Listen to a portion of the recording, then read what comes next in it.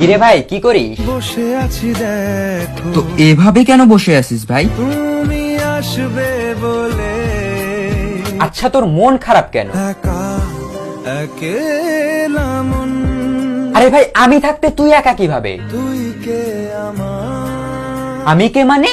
আমাকে তুই ভুলে গেলি? না রে না ভাই তুই কি তোর লাইফে ভালোভাবে বাঁচতে চাস না? বেঁচে থেকে লাভ কি বল বেঁচে থেকে লাভ কি মানে?